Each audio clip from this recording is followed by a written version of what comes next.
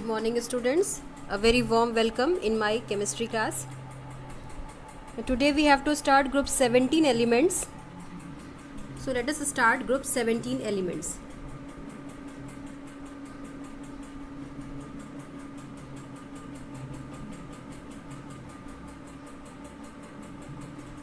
Sorry.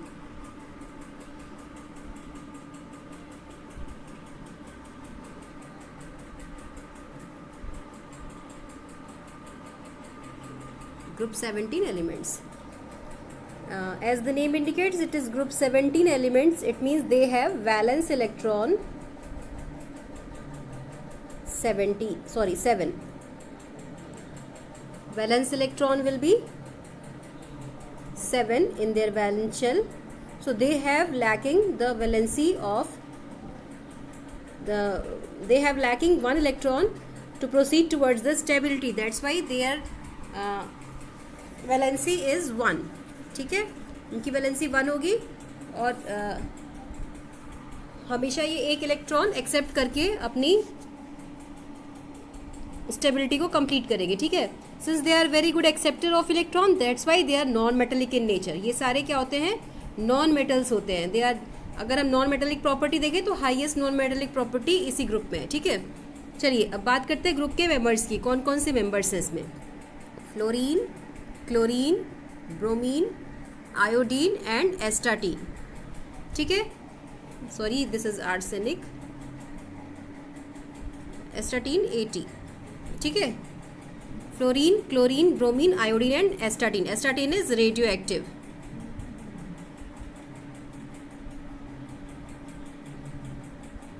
ठीक है, other members are not radioactive. The last member of every group is more or less radioactive. So this is the group 17 elements. They are commonly known as halogens. इनको हम लोग halogens बोलते हैं. क्यों बोलते हैं halogens? Because halo means salt and gens means producing or born. ठीक है, ये salts, they are salt born, salt से ही बनते हैं और ये salt producing भी है. They are salt producing elements. That's why they are commonly known as halogens in Greek. ठीक है, ग्रीक लैंग्वेज. चलिए, जैसे हमने बच्चों ग्रुप 1 और ग्रुप 2 में पढ़ा था, उनके ग्रुप्स उनके जो मेंबर्स थे वो बहुत ज़्यादा सिमिलैरिटी शो करते थे.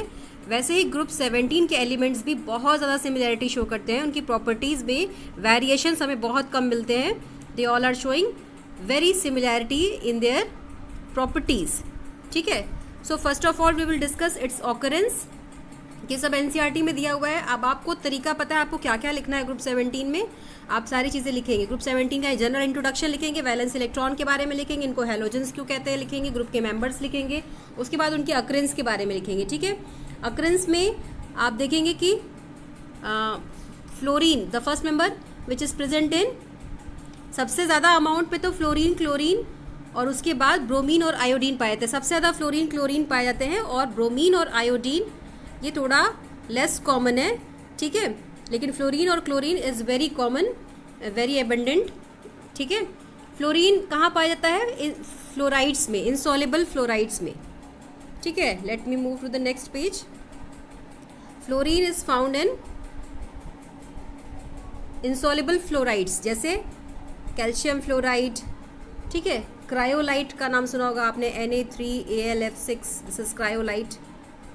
ठीक है, या फ्लोरेपेटाइट. फ्लोरेपेटाइट मतलब Ca3PO4 ट्वाइस CaF2. ठीक है, तो फ्लोरीन तो हमें इतना अबंडेंट मिल रहा है इन इनसॉल्युबल फ्लोराइड्स. ठीक है, इसके अलावा फ्लोरीन सॉइल में, रिवर, वाटर प्लांट्स में, सॉरी वाटर प्लांट्स और बोन्स में, टीथ में, हमारे टीथ में भी फ्लोराइड पाया जाता है. ठीक है, एनिमल्स के टीथ में ये फ्लोरीन पाया जाता है. आप कभी कभी टूथपेस्ट भी देखोगे, टूथपेस्ट में भी फ्लोरीन होता है. ठीक है, तो पानी में भी फ्लोरीन होता है. फ्लोरीन वाला पानी यूज़ नहीं करना चाहिए, it is harmful for the body. ठीक है, तो लेकिन रिवर में, वाटर प्लांट्स में भी ये पाया जाता है. ठीक है, चलिए अब बात करते हैं क्लोराइड्स, ब्रोमाइड्स और आयोडाइड की. क्लोराइड्स, ब्रोमाइड्स और आयोडाइड तीनों ही सी वाटर में मिलते हैं in the form of salts. किसके सॉल्ट्स? सोडियम के सॉल्ट्स के फॉर्म में, पोटेशियम के सॉल्ट्स के फॉर्म में, ठीक है, मैग्नीशियम के सॉल्ट्स के फॉर्म में, कैल्शियम के सॉल्ट्स के फॉर्म में ये सारे मिलते हैं, ठीक है। अच्छा, ये सी डिपॉजिट जिस फॉर्म में मिलते हैं उसमें सबसे कॉमन हमारा फॉर्म है कार्नेलाइट का, ठीक है। कार्नेलाइट से ही हमें क्लोरीन एबंडेंट क्वांटिटी में मिलता है, ठीक है। What is the formula of carnallite?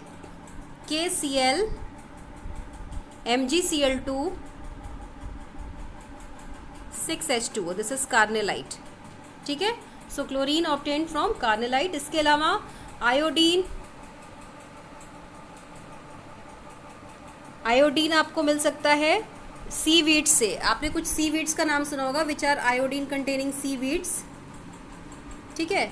इसके अलावा सीवीड्स के अलावा भी आयोडीन चिली सॉल्ट पिटर में भी पाया जाता है। Chile saltpetre is sodium nitrite, NaNO3 Chile saltpetre के साथ भी आयोडीन कुछ अमाउंट में प्रेजेंट होता है। लगभग 0.2% आयोडीन प्रेजेंट होता है in the form of sodium iodate, ठीक है। सोडियम आयोडेट के फॉर्म में NaIO3, ठीक है। तो ये हो गया हमारा अकरेंस वाला portion. Let us move towards the electronic configuration. Electronic configuration you all are familiar with this, आप कर सकते हो, ठीक है। चलिए डिलीट करना पड़ेगा लगता है, ओके। अब हम लोग बात करते हैं इलेक्ट्रॉनिक कन्फिगरेशन की। इलेक्ट्रॉनिक कन्फिगरेशन देखते हैं इसका क्या है। Elements fluorine, chlorine, bromine, iodine and astatine, ठीक है। फ्लोरीन का अब इनका कॉमन अगर हम इलेक्ट्रॉनिक कन्फिगरेशन देखें, it will be NS2 NP5, ठीक है। P में मैक्सिमम 6 इलेक्ट्रॉन रह सकते हैं, 5 है यहाँ, यानी एक की डेफिशिएंसी है, तो उसी एक को कंप्लीट करने के लिए एक दूसरे से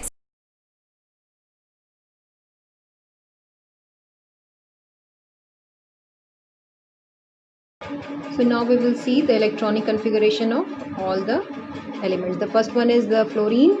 It is have corresponding the electronic configuration of helium, and it also includes 2s2 2p5. अब हम देखेंगे क्लोरीन का। Chlorine will correspond the electronic configuration of neon, then 3s2 3p5. After that bromine will correspond to argon, and then here 3d10 will come, 3d10 4s2 4p5. Now iodine will correspond to krypton,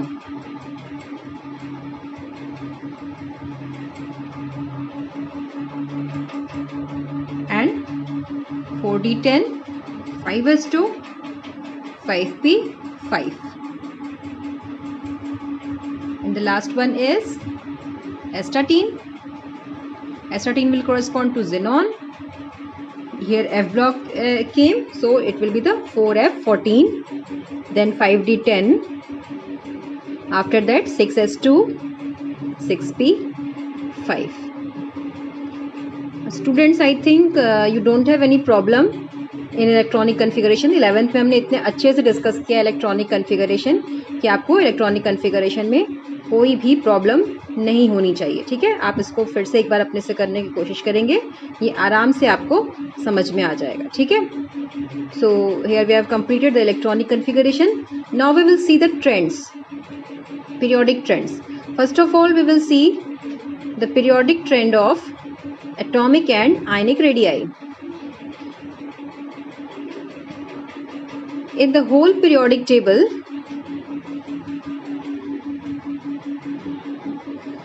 this group has the smallest atomic radii. क्यों?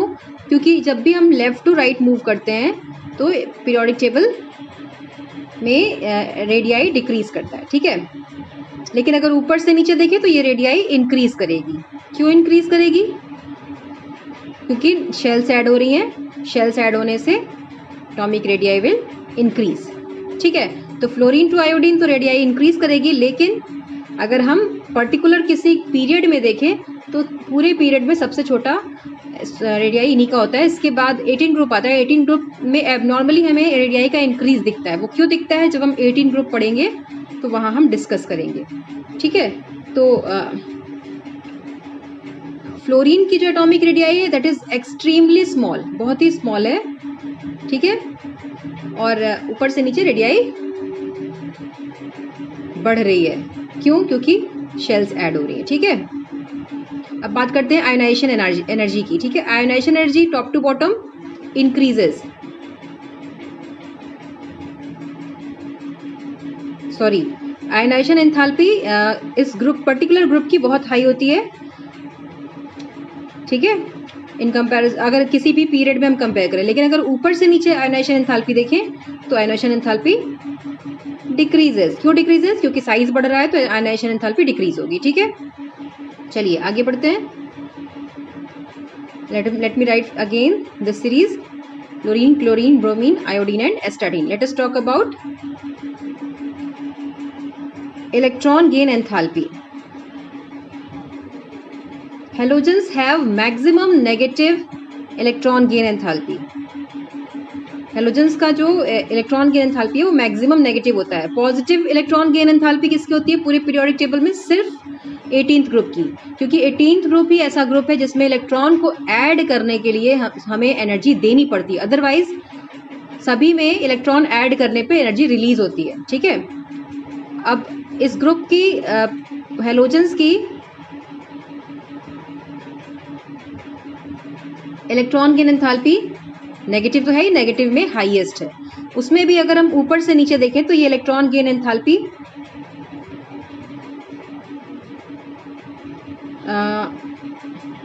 घटती जाती है। ठीक है, तो fluorine की सबसे high electron gain enthalpy होनी चाहिए, लेकिन ऐसा नहीं है। Fluorine is having lesser electron gain enthalpy than chlorine. क्यों?